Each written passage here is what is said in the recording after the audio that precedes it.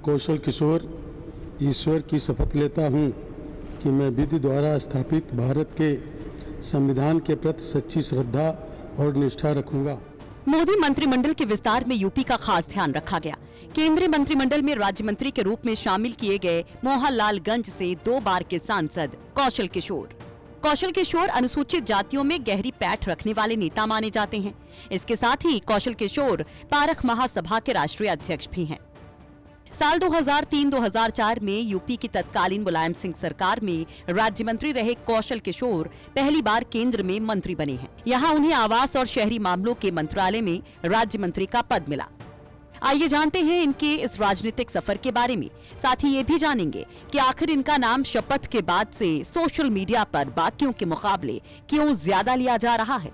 दरअसल कोरोना काल में ये वही सांसद हैं जो खूब चर्चाओं में थे, कभी अपने ट्वीट्स के जरिए तो कभी अपने शब्दों से अपनी ही बीजेपी सरकार को जमकर कोस रहे थे। कौशल किशोर ने बीएससी की डिग्री लेने के बाद 1986 से क्षेत्रीय राजनीति में कदम रखा और निर्दलीय चुनाव लड़ा।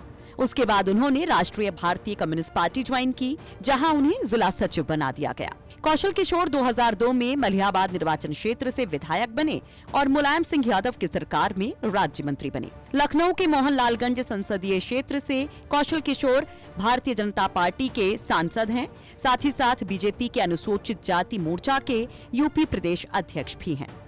2014 में वो मोहनलालगंज विधानसभा में बीएसपी के आर.के. चौधरी को हराकर 16वीं लोकसभा के लिए चुने गए। सितंबर 2014 में गृह मामलों पर स्थायी समिति के सदस्य चुने गए। साथ ही साथ श्रम और रोजगार मंत्रालय पर परामर्श समिति के सदस्य बने। 2019 में इसी सीट से फिर से सांसद बने।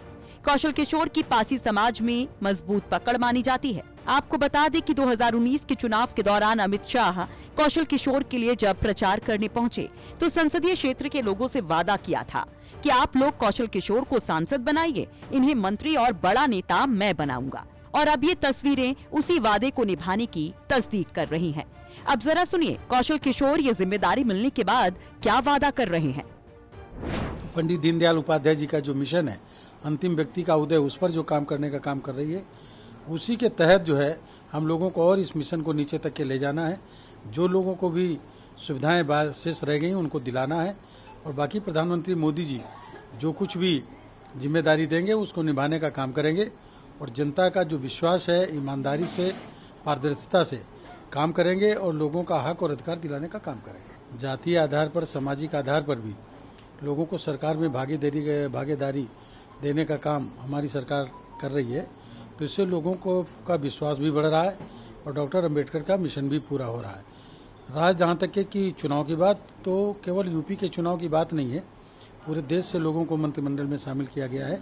लेकिन उत्तर प्रदेश में चुनाव होने वाले हैं 2022 में, फिर भी सरकार ने इतना काम किया है कि आने वाले समय में जब 2022 में यूपी में चुनाव आएंगे तो हम लोग 300 से ज्यादा सीटें फिर से जीत के आएंगे और बीजेपी की सरकार बनेगी। जातिगत समीकरणों को देखते हुए तेज तर्रार नेता माने जाने वाले कौशल किशोर कैसे 2017 के परफॉर्मेंस को दोहराने में बीजेपी के लिए एक बड़े योद्धा साबित होते हैं, ये सबसे बड़ा सवाल है और कौशल किशोर के लिए भी एक बड़ी अग्नि परीक्षा।